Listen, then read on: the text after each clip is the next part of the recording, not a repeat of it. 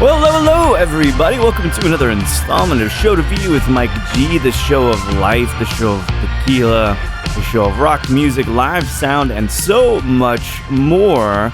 As part of Good Juice 2025 here in Austin, Texas, just happened a couple weeks ago. A lot of amazing people in town. Got to drink a lot of amazing tequila. But one of the things I was really excited about is I'd met Cristina Allen of Volans Tequila in San Diego, Mexico in a bottle.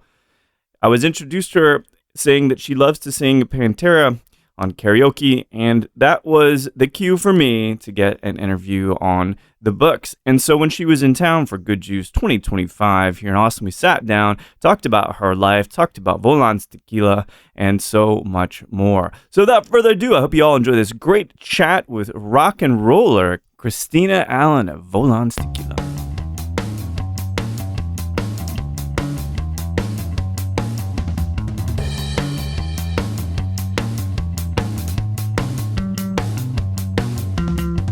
Yeah, that's fantastic. I mean, I didn't know that. Actually, it's funny because I started with analog. Yes, same. 21 years ago. Really? Are we same age? Yeah. I'm gonna be 46 in a couple months. 43. Okay, so yes. yeah, it's the same era. Yeah, same era of analog. Yes, for sure. And then I switched to digital while I was working.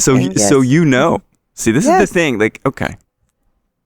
Touching tape, working with tape, having to get a take right when you're doing vocals or guitar. Do you think people now, because everything is digital, and I'm guilty of recording digital now, do you think they miss out because they never had a chance to touch the tape and work with the tape? Musicians now. I feel like it was more like the intention behind any recording session. Yeah. Because when you're recording on tape, if becomes a little more like you have to the pressure of don't screw it up, be a real musician. And now with digital is like, can I do it again? It's like, it's so funny. So I feel like it's more that, because if you talk about quality, I mean, clearly all the plugins, everything, I mean, you can even add some of the in kind of like a quality that you used to have on tape. Yeah, that's right. But it's just the intention is like the musicianship that I feel like is just becoming a little more like disposable. For sure. So two things, and I've never admitted this. I know that I'm not giving it my all when I track my vocals because I know I can do it again. Yeah. I can kind of fix stuff. But the second thing is, I was scrolling through Facebook the other day, and I saw an ad that says, not a songwriter? Anybody can be a songwriter with AI tools. Oh my gosh. That pissed me off to no end. How do you feel about this? What I consider maybe the loss of real songwriters in modern music. Well, it's horrible, right? Yeah. It's horrible. First of all, because what are you feeding to the new generations is garbage. So I'm really worried about what people are consuming as far as, quality songwriting. And like my kids, they listen to like my music. Yes. And I'm just worried about them like at some point being like, oh, I'm going to listen to something else and it's garbage. Which I don't think they will. Actually, they have really good taste in music. But that comes from you, right? Like to make sure that I can tell you that there's nothing more important to me than music. Yes, I mean, obviously tequila. No, but I know what you mean. Music to me has that limit for me how far I can go with that relationship with someone. If they have bad taste in music, oh my God, that's so true. I'm moving on. So I got married a couple weekends or just a couple weeks ago. Right? Congrats! Thank you so much. And this is actually kind of like the first public thing I'm talking about. But so we sat in the car when we were driving back from the venue, and I said, God damn it, I'm glad we have the same taste in music, right? Because almost every other person that I've ever been with, like, I never realized how important it was to have what I consider good taste. Yes. She made me a mix CD or Spotify list, right? And I knew almost every song. And I'm like, you're in my head already. So taste is really, really important. So with the kids, is there a single band that you're like, y'all need to get into this band? You need to live and die by this band? Well, my daughter and I were in the car the other day, and she was like singing along Alice in Chains song. Nice. Which one? It was Wood. Yes. Yeah. Amazing song. And to the Lord again. Single soundtrack. And she's 8. Oh my God. Are you kidding me? Yeah. Holy shit. You're going to have the coolest kids. Yes. And I remember like Sophie was like, so I think I made a big mistake. Or what? It's so That's cute. amazing, And like this, I have videos of my kids also singing Pantera. Yes. Like we were in at the Rainbow in Hollywood. And respect. Walk, yeah. Yeah. That's amazing. What do you say? Yeah. And walk. It was so funny because they were trying to figure out if you say respect or walk. And but I have video. It was just I'm very proud of them. I now have hope for the future. Oh yeah, absolutely. But you know what? You have to be consistent. That's you can't right. just like show him a song one time and then never show it again. Yeah. It has to be on repeat. Is that right? Okay. Yeah, because children, they absorb what they constantly see. Right. So back to your question that, like, am I worried about like, songwriters doing AI? I'm just worried about like people just, that movie, Idiocracy. Yes. Yes. You become what you consume. I know. So if on repeat you have garbage music, then you become a garbage taste in life. I don't know. It's exactly. I really feel that's correct, right? Like, there's physical food you eat to be healthy, and there's media also that you consume. And if you consume garbage, you're gonna feel like shit. And this is not about like a specific type of music. Because, everybody that is a good songwriter, you could, have a good song or a bad song in any type any of genre, music. for sure, yeah.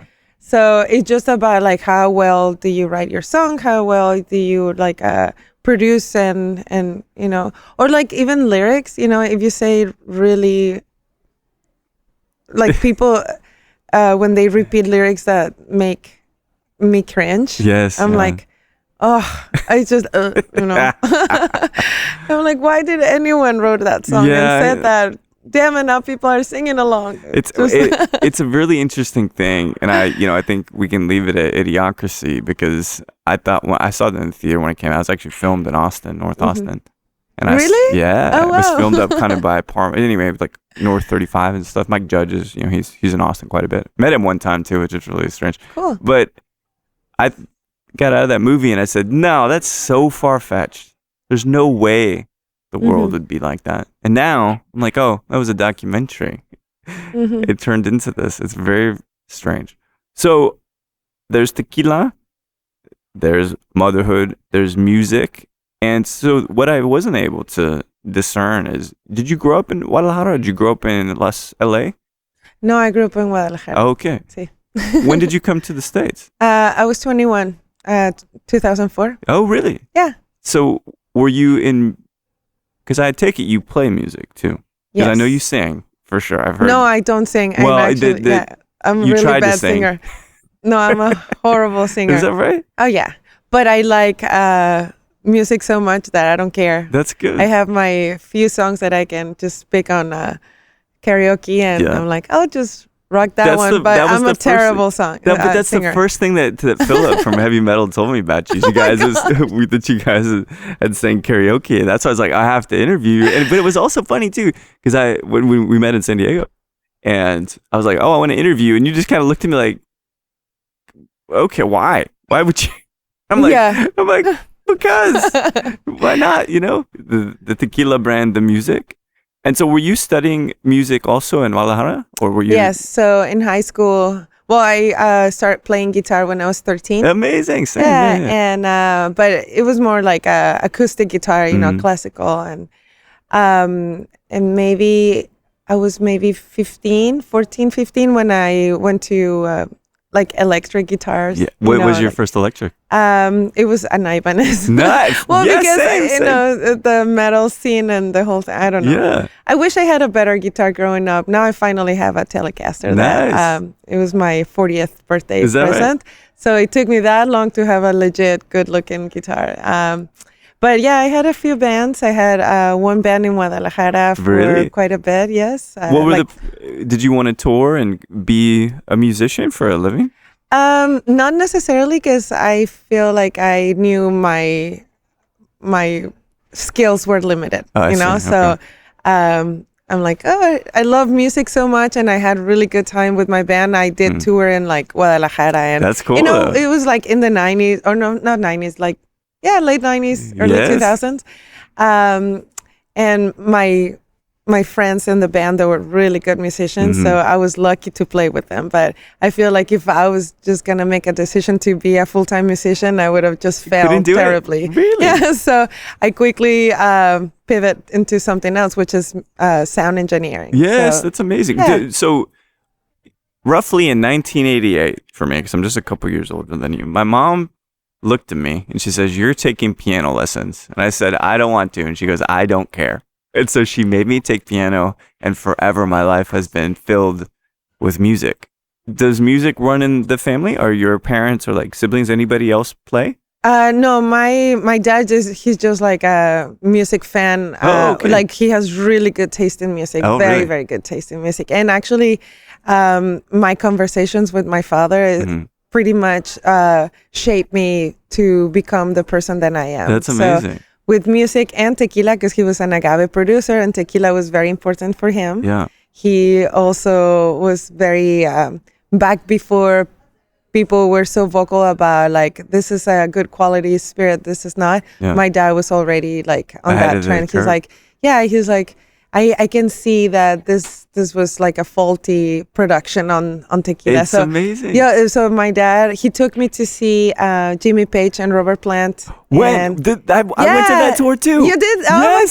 My gosh. I was in Mexico City. Oh, your mom and you and my dad and I. Yeah, she loves it. I mean, she loves Robert Plant, you know. That was my gosh, and yes, it was absolutely. Jason Bonham, I think, playing drums. Yes, right? he was playing drums, and they had like that Egyptian that's right. orchestra and like a full philharmonic. Yeah. Well, in Mexico City, there was like from Mexico. I didn't get the philharmonic thing. Oh yeah, No, I did. damn. Yes, and it's a crazy story because we didn't have tickets.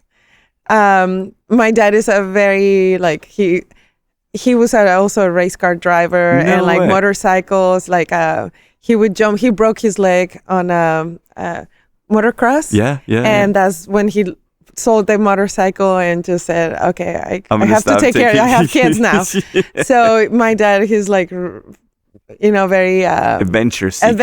Yes, yeah. So he didn't have tickets for the concert, but he's like, "Let's just go and just find them outside." Like, you know, there's always somebody like outside selling the tickets. So we jump on a plane because I didn't live in Mexico City. I was in Guadalajara. Yeah. We got on a plane without tickets, went to the venue. We opened the taxi door, and then somebody just offered tickets, and yeah. That's amazing. Yeah, and they were really, really good seats. So we got lucky.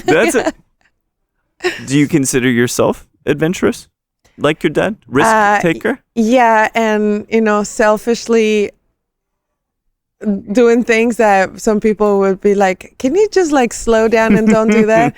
And yeah, I am. Not as much as he is, because I don't like the speed that he likes or like, you know, all that. No, I'm like, I like that because I'm not as adventurous, but I also am not afraid of things. I'm not afraid of things. Yes. I think that's interesting. And actually, to be an entrepreneur, to start a tequila brand, for instance, you have to not have the fear, you know, as you kind of move into this. So my mind is, I love this because there's so many different directions I could take this conversation. And I love that bit. And we've got this common trait with music.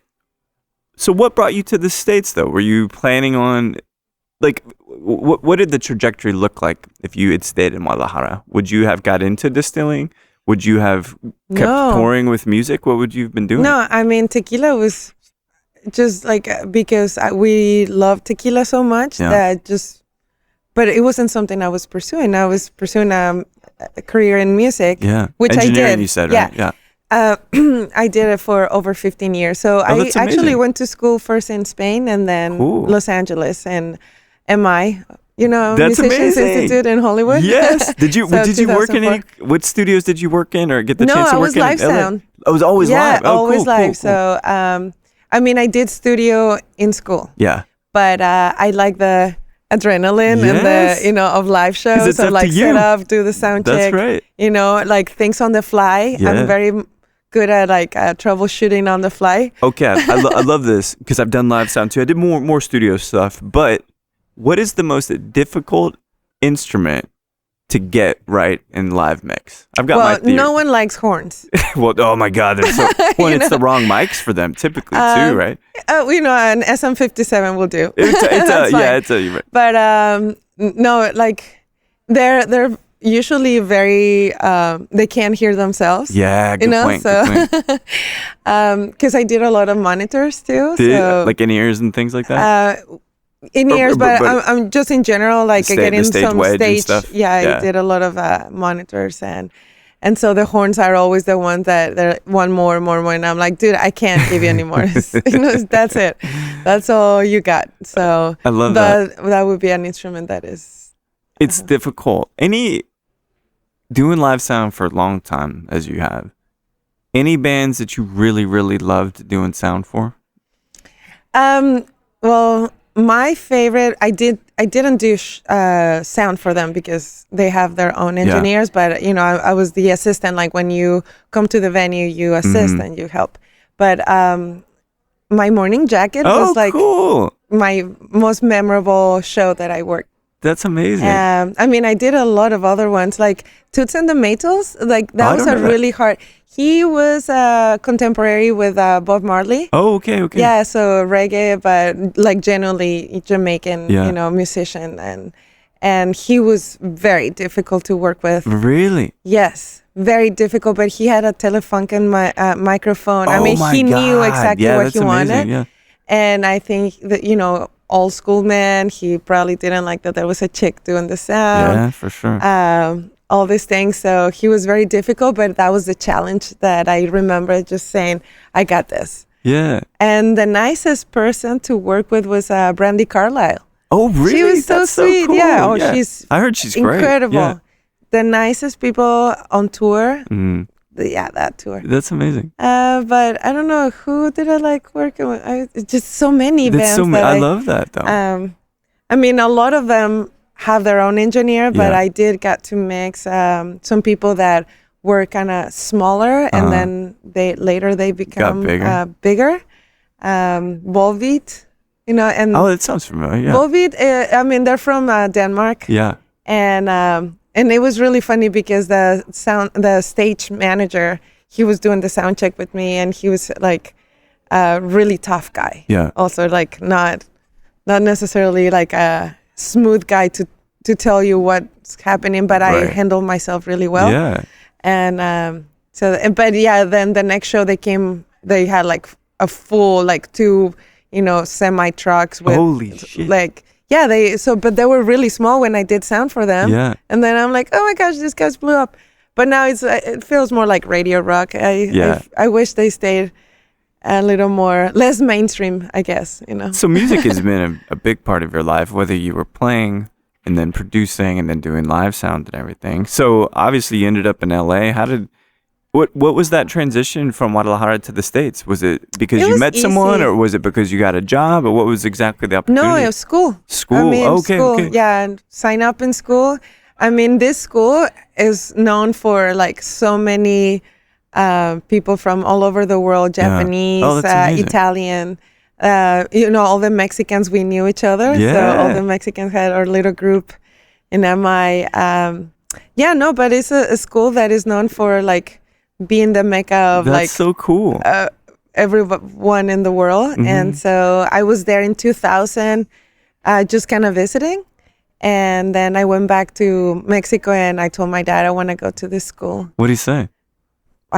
My dad, yeah, no, he's like, whatever you want. Like he's Very never told me no on something. I think he knew that making your own decisions for the good or the bad, it's better than trying to keep people under your thumb. Yeah, you know? no, absolutely. You know? Mm-hmm. So live music, performance, bands, and all of this. I mean, you working in LA, like obviously I think of Guns N' Roses, I think of Motley Crue, like that massive metal scene and kind of rock scene and stuff. Did you maintain balance with your personal life, right? Because it's easy to party in LA, right? It's like, was that something that also for you that you enjoyed the party life, or was it always pretty mellow for you? I mean, back then, 25 years ago, is it 25? No, 20. Yeah. 20 years ago, I mean, the party was good, but it was not like the Motley Crue of the 80s. So it was all right, you know? And solo girl, I mean, I met Chad, my husband, 2 weeks after I moved to LA. So I pretty much... 2 weeks? Yeah, I 2 didn't weeks. realize that. Yeah, we met in a party, like it was in school, but he asked me, why did I move to Los Angeles? And I said, I'm going to MI, blah, blah. Yeah. So like, I was there 4 years ago. No way. Yeah, for this. So we have like the same certificate of school. Yeah. But Chad has it from 2000. Mine was 2004. But we had the same teachers. Yeah, he knew a lot of people I knew. That's amazing. Yeah. Okay, so early on. He was around. But yeah, that sounds like I didn't get in trouble too much, you know. How long have you guys been married now? 18 years. That's amazing. But together 21 years. Holy shit. Yeah. I'm waiting for that. I'll be in my 60s by the time I can achieve that with my wife, Kate, my partner. But I think that's incredibly admirable. It's funny because we grew up together. You know, like I was 21, he was 24. And so the positive is that you can't tell me like, oh, you know, stories about back when, like, I know you. I was there, you know.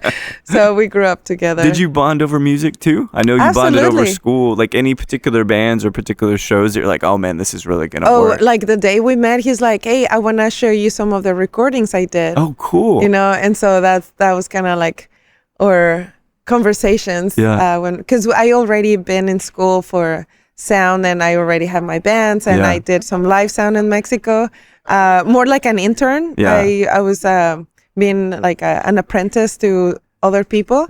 They taught me how to wrap cables or like set up microphones or, you know, just, you know, connect the monitors or something.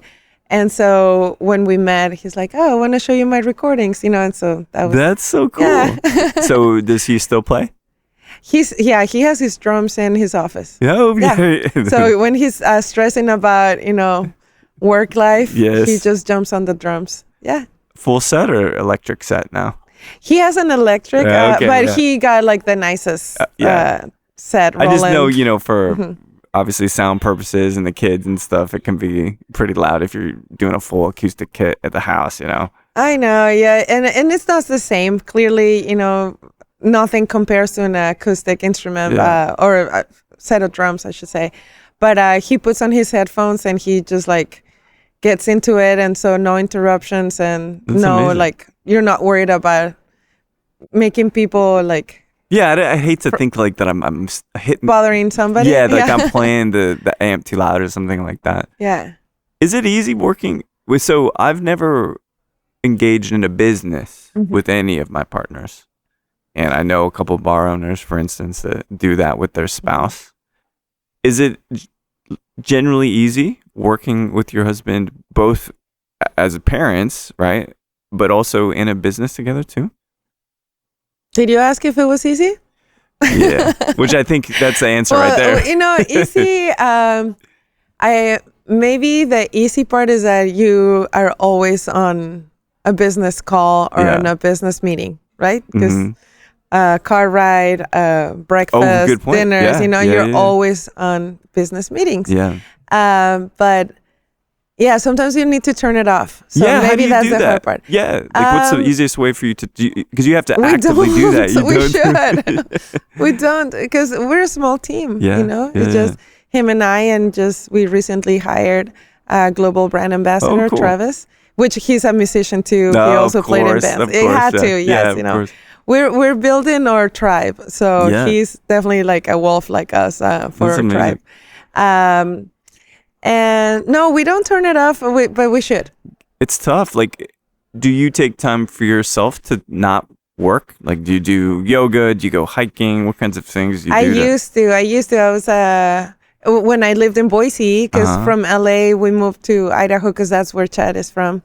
When I was, but you know, it just with tequila, it's a full time. It's full time. So doing time for myself has become not a priority. And you said 2 kids?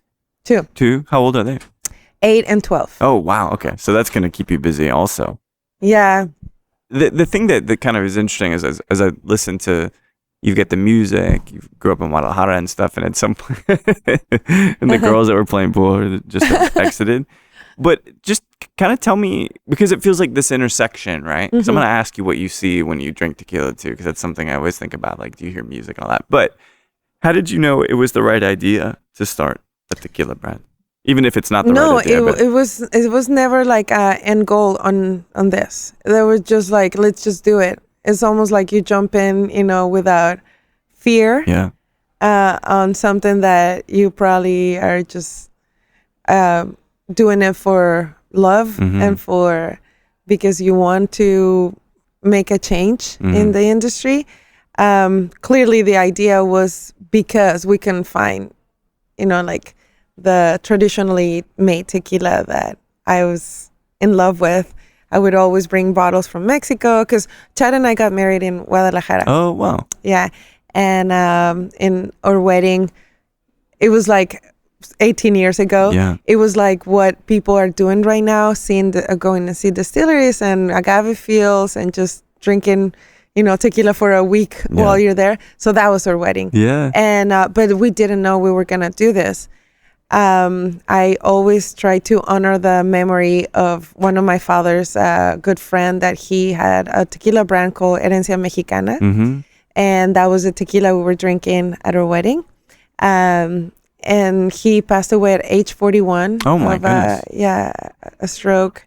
And so, or a heart attack. And so the idea that came about was like after he passed away, and we were just like, we just need something like that to model after what his idea was. Funny thing, he told me he went to a radio interview before podcasts were, the thing. Yeah, right. So he was in a radio interview with the John Lakis show in Los Angeles. And when he met him, he said, FYI, I hate tequila. Oh my goodness, so that was like really? an introduction. He's like, okay, well, I guess we don't have a lot of room to talk here. To change your mind on this. And by the end of the interview, they finished the bottle. No way. Yeah, and he told me that story that, I just feel like that is so inspiring. There's so many trailblazers that came before us. Yeah. Because back when tequila wasn't like what it is right now, people would ask, so how big are you? Would it like how many cases you export and that kind of stuff? It was yes, exactly. How much you make? Is there a corporation backing you up? No, I'm independent. I'm family owned. I'm small batch. Mm-hmm. How am I supposed to sell your brand? You're too small.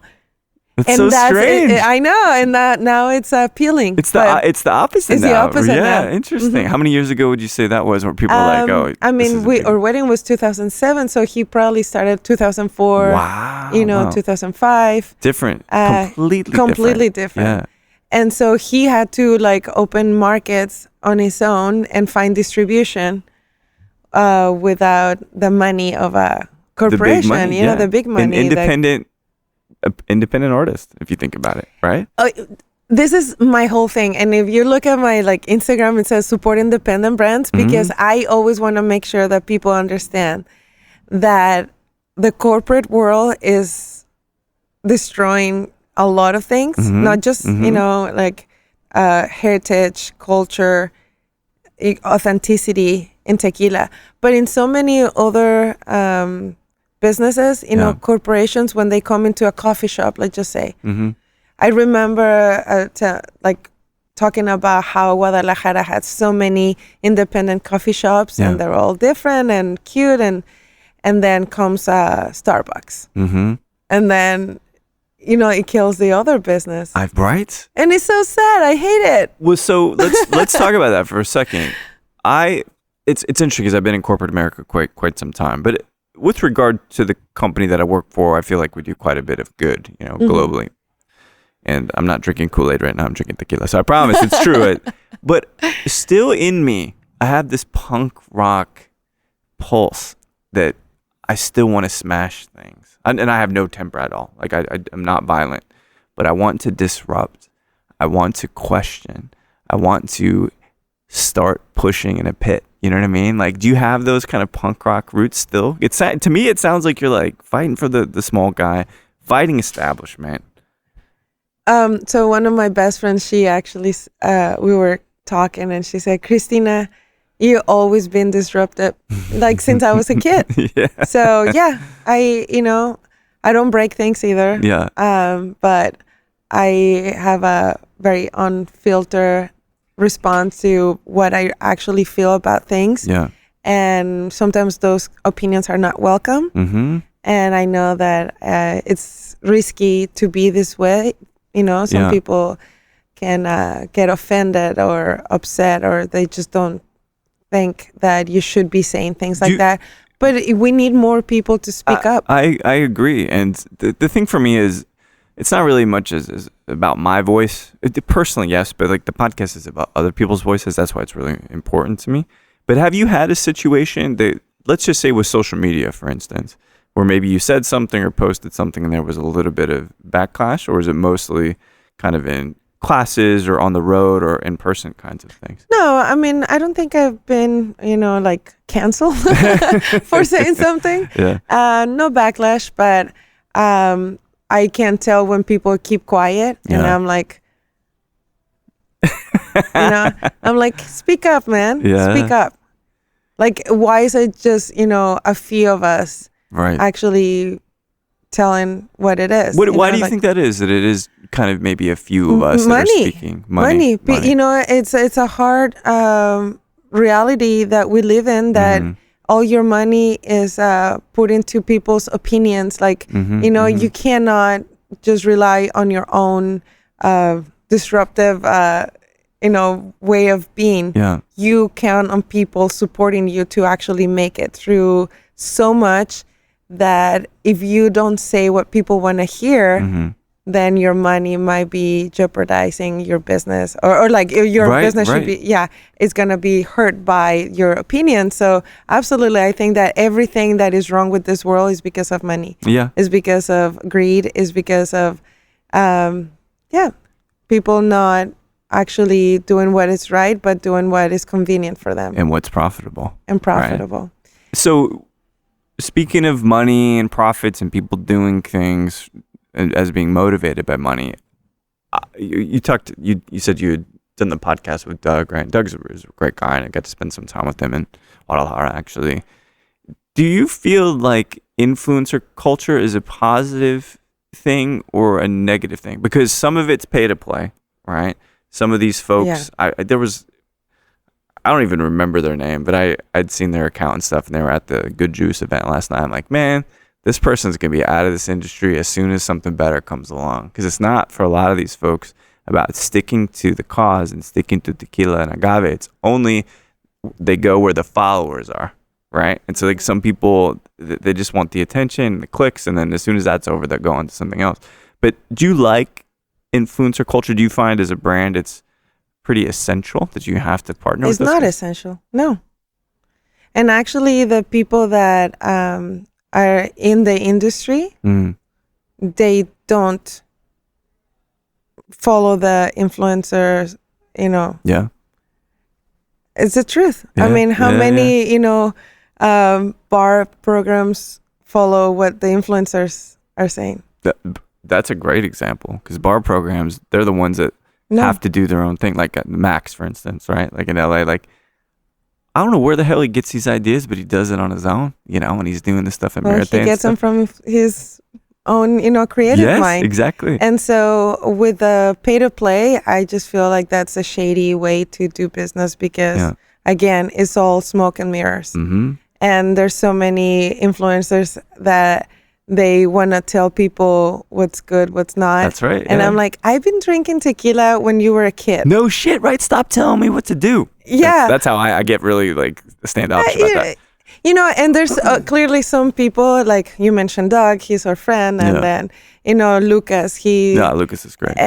There's people that I feel very close to as a friend, that I understand that they're doing something good for their life and they're managing their image, because everything is about like who you are and like you're selling yourself. That's right. And they sell themselves really well. Mm-hmm. And there's others that I just feel like it's like you say, they come and like talk to me in the beginning when they see that they're not gonna get like partnership or something, a paid exactly. partnership with me, they just drop me and like they pretend like we don't exist, right? It's like, so it's the whatever. my friend, and you might know Francisco Trazas. He's a good mate of mine. He used to live here in Austin, and I was talking to him at Mexico and a Bottle in San Diego. We're talking about, he introduced this word to me. There's two concepts that Cisco has introduced to me that I think are very profound, but this word I love, because this is what a lot of these, and it's almost always men in the agave influencing, almost always. What? They are extractivists. All they do is extract. They just take from the culture and they never give anything back. They're only taking from tequila to build their own popularity. They're only taking money from brands. They don't put anything back into the culture, and they don't put anything back into the community. Now, Doug, Lucas, those guys are really about community. But a lot of these influencers, to me, they just take. They don't put anything back. It's kind of like capitalism, if you think about it. Just taking raw materials, taking resources. Well, and I mean, at the end of the day, we are in the spirits world. And I feel like if you don't belong to the spirits community as a, buyer, bartender, liquor store and stuff, like, how much do you really, put your life into this That's world? Right. That's right. What are you sacrificing for it? Yeah. I don't know. It's difficult for me because I've been in bars my whole life as a production side. Like I was not a bartender, but my nights were late getting home late after long hours. And once you go through that, you really know what it means to be in the booze. That's right. Business. Yeah. But if you've only had a office job and then all of a sudden you want to, promote spirits, I'm like, you know what? You need to like pay your dues.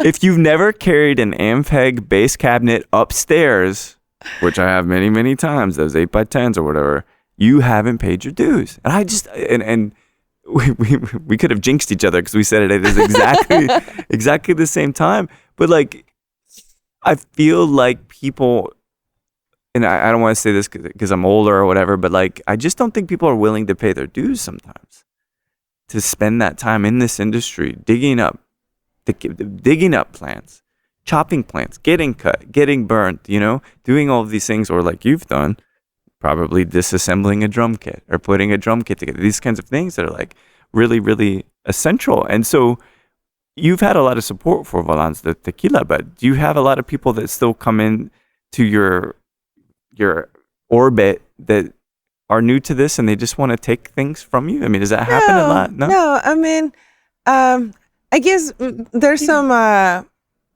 people making clubs, like tequila clubs, that some are really, really supportive. Yeah. And others, like, I feel like you give some and then somebody else comes with more money and more attention and then quickly move to the next brand. So loyalty to me is not just like, oh, do you have to support me only? No, you can support everyone. Yeah. But I can see when people find that maybe whatever we did for them wasn't good enough, so they there was some people yesterday that didn't come to my table. What?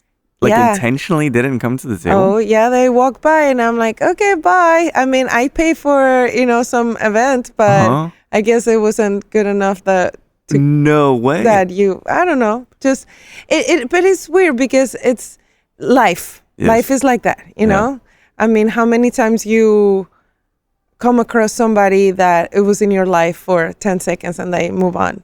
So no, it's a good I don't point. take it personal. No, it's totally fine, and everyone's entitled to their opinions. And if they do not like the way I host them or something, then they're more than welcome to move to somebody that they're gonna give them, like all this stuff. Kiss her ass. And like, okay, go ahead. It's fine.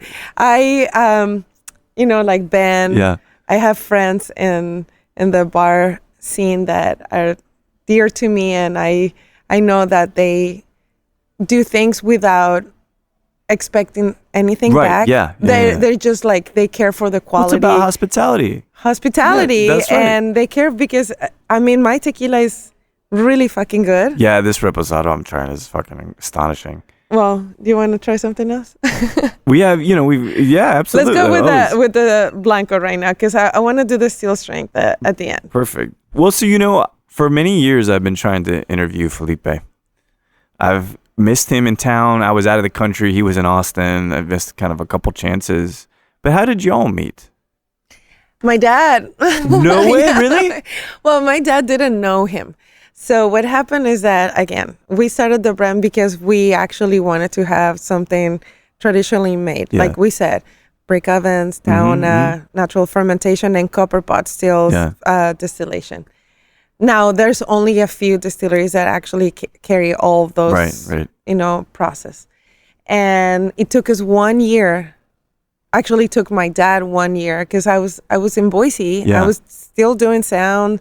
I was man, I've been to Boise too. Like, it's a cool town. It is a cool town. Yeah. And I have, great memories of my life there. So, so my dad was in Mexico, and he said, I will find a distillery because, like I said, he was an agave producer. He knows exactly how a well-made tequila was. Yeah. So Chad was in the fly fishing, business with his family. I was at the knitting factory in Boise, and it took a year for him to try. I think it was probably G4 or Terra Alta. I don't know.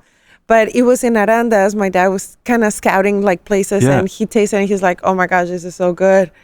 And it was like a little booth in some fair, and they're like, "Oh, this is made right here and a couple miles away." And my dad, can I come to the distillery? Oh yeah, it's open to the public. You don't need a reservation. You just go.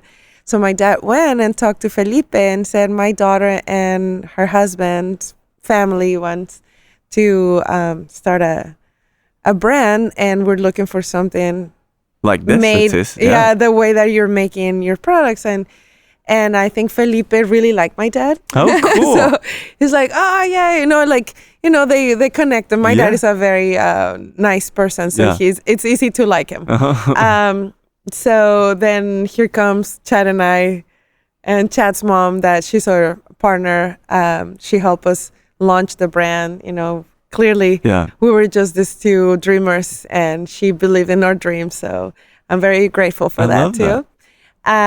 So here we go, and then we meet Felipe. Actually, I was more kind of in the background. I had my son. I think when we met him for the first time, my son was like 2 years old, he was a little toddler. So I was like the lady, just companion with my dad and Chad and his mom. So that's how we met Felipe. And then Felipe told me years or later that when he met me, he thought that was not a prima donna, but like he thought that was like stuck up. Stuck up. Yeah. he said, she's gonna be the owner. She probably doesn't want her shoes to get dirty. Oh my god. In Felipe way. And then and that can be further from the truth, right? That is, exactly. That is so further from the truth, because I, even work in the sound, I had to push cases. Yes, that's right. I push cases Spilled open. beer everywhere. Your shoes get you're wearing Vans right now, right? Yeah. Utility shoes. Yes, well, and I'll probably never change my look in my life. This is just who I am. Yeah. I'm not trying to please anybody. I'm just gonna be myself. And Felipe later discovered, and he even said, Cristina, if you're gonna do business, you probably need to bring your dad or Chad, because you have to drink a lot. And yeah. You have to, as if you don't know how to, right? Like immediately, I'm like, oh, that's no problem. Yeah. I mean, I think Felipe right now feels, he loves women. He has 7 sisters. Yeah. So he knows that, women can take over business just fine. But it was just his way to tease me. That's I think so funny. It was just he was just trying to get a laugh. Yes. Or, he was just being honest. He was like, you never know, So, yeah. This thought kind of kept occurring to me, because your dad's very important to you. Obviously, your husband, Chad's very important to you. My mom, too. But if we talk about music and tequila, definitely my dad, yes. When Chad and your dad met for the first time, did they get along immediately? Absolutely. Yeah. Chad will tell you that my dad is one of his best friends. Really? That's amazing. Yeah. That's so great. Yeah, no, they have a really cool relationship. Yeah. And with my mom too, but the fact that my dad listens to good music, drinks good tequila, all these things. He's just a cool guy to be around. Yeah, I love that. They're good friends. I figured as much, but it's one of those things I was kind of thinking about, right? How'd you feel about the event last night? Good Juice here in Austin, wonderful. Texas. I thought it was cool as fuck, right? Yeah, I mean, the first one in San Diego was really good. I love that a lot of us in the, brand owners, and we just there's community, right? Community and the independent brands is good. Mm-hmm. Clearly not everybody see eye to eye on things, but you respect their business. But I have so many good friends that I'm very loud. Like you hear my laugh. When I see someone that I like, and yesterday that was me. Hey, it's so exciting to see friends and to be with them. And no, I thought it was a good event. Clearly, John and Lucy, they kill it. Yeah. Being very welcoming to all of us. That's what it felt like. It was very, very hospitable. The way that the whole event felt, that's something when I interviewed John some weeks ago, I was like, man, this dude feels hospitable. He feels like he would be your favorite bartender, And you know what? I feel like you can fake that. You're either that or you're not. That's right. Exactly. So they're good people. They're legit, and this is why we say, yeah, sure, let's do it. Yeah. So I hope next year there's another one. There's so many events that sometimes it's impossible to be to all of them. Yeah. But this is good. I love it. Because I was there. We've got a brand too and stuff, and had a distillery for a long time, and I love doing these kinds of events because since I own it, honestly, I can so my business partner Marcus, he was at the table, but I was like, oh, I'm just gonna go to this event. Do you want help? I think it was an afterthought to help him. So I love kind of going in and out and kind of doing as I want as I'm getting older, right? But for you, anybody that stopped by the Volans table, and you had all these amazing barrel samples too, which I should have asked you to bring down because it's really a lot of stuff from Heaven Hill looked like. But what's the thing that you want people to take away from maybe their brief conversation with you and talking about your tequila? Well, so we are a brand that I feel like we started this for the love of tequila. Mm-hmm. Money,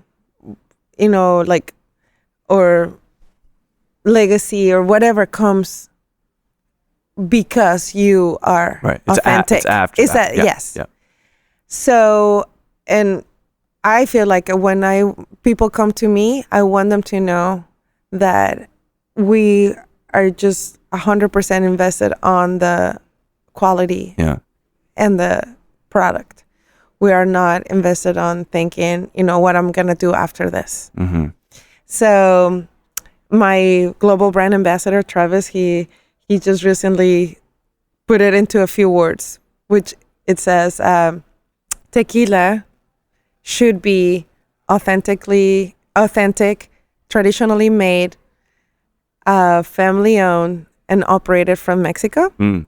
And when he did that, I was like, okay, well, I don't want to, say that if you're not this, you're wrong. That's right, yeah. And he said, well, Cristina, that's who you are. And Chad, Mm-hmm. you guys live in Mexico. You are, investing in the brand as it should be, like 100%. You don't have a side job or this is not a part-time.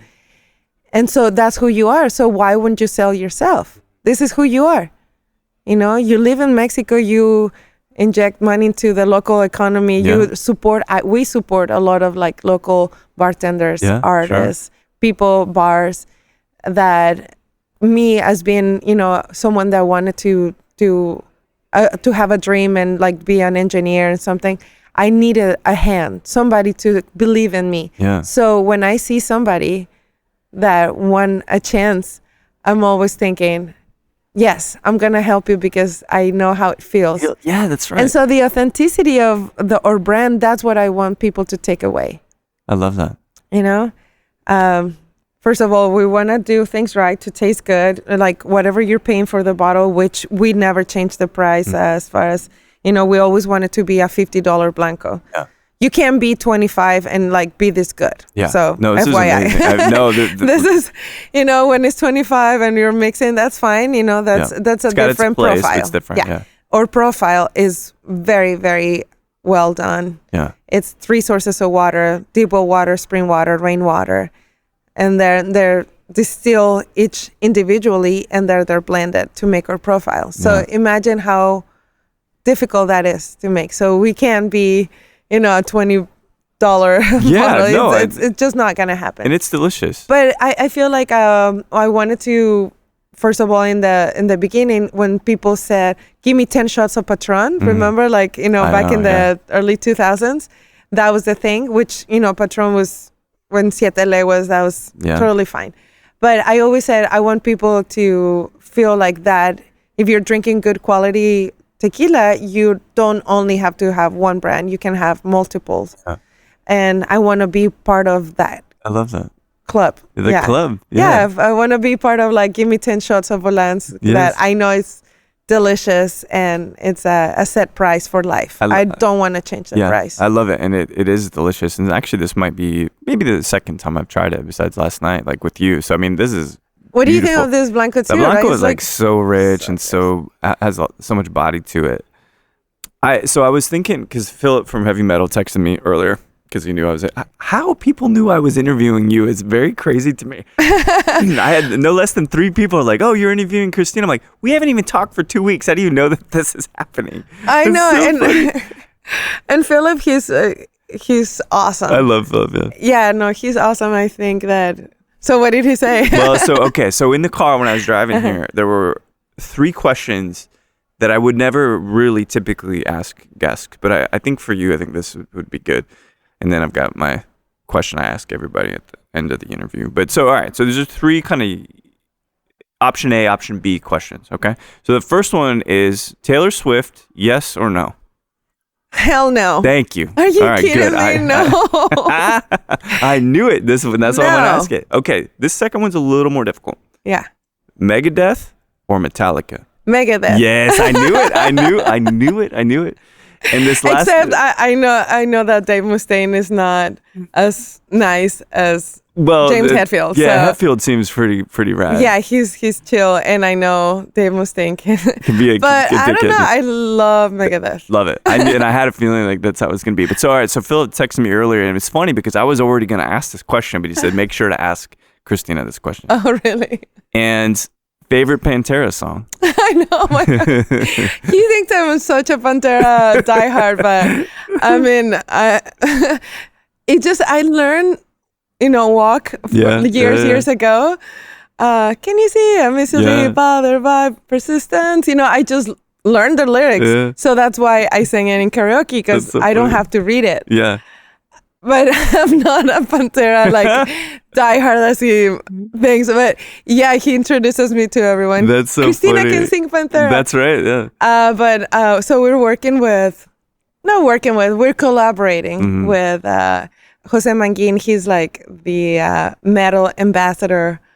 You know him from he's from Sirius XM radio host of Octane and Liquid Metal. Yeah. And he has the Vinnie Paul and Dame Back Darrell's limo. No way. He was when Vinnie Paul passed away. Yeah. His widow Rita. I think that's how the story goes. Yeah. Just kind of said, I want you to have this limo amazing. From the 90s. And so he put a lot of money into restoring the limo, and it's a beautiful, I mean, you have to go into my Instagram. I posted a couple of videos of it. And so definitely, you know, the people that follow Pantera are like super diehard Dimebag Darrells and Vinnie Paul's fans. I asked Jose, I'm like, tell me like one crazy story about this limo. And he said, one time they had 32 strippers in here, and limo. It's not very big. Oh my gosh. 32 strippers inside. Yes. Holy shit. So it was just, so no, I'm more like, my favorite bands are a little more grunge or classic rock. Okay. Or, you know, so yes. So this last question for you. Yeah. You can sip the Volans Blanco with any musician from one of your favorite bands, living or deceased. Who would you like to sip tequila with? I know. Chris Cornell? Did you ever get to see Soundgarden? I saw Temple of the Dog. What? Yeah, in San Francisco. What? And I was pregnant, so I was sober. Oh my God. Just like absorbing the whole show. It was beautiful. Fucking amazing. And he passed away a few months after. Because I saw them in November and he died in May 18. That band I grew up on. I'm going to share this just real briefly. So I work at a big tech company, and we, during one of the South by Southwests, had hosted a series of shows at the ACL Theater here in Austin, Texas. Really cool venue. Sounds really good there. Mm-hmm. One of the weekends was Coldplay. Another one of the weekends I think was Keen or something like that. And then another one of the weekends was Soundgarden. They had just gotten back together. Everybody, Matt Cameron's on board to play Super Unknown from front to back. Oh my gosh, yeah. And so I was sick in 1994 when all my friends went to that show. So I didn't get to go see them during that era. Mm-hmm. Band 11 opened up for them. It was like a really, 11? Yeah, you remember this? Okay, band. My favorite album is Euphoria Morning. Is that right? Yes. The Cornell one, yeah. Yes, yeah. So it's a great record. Alan, what's his name? Alan. Oh, I don't. I'm not sure. I know they were good friends though. Yeah. No. Well, he's like he was a producer. He's from Chile. Oh my gosh. Oh no way.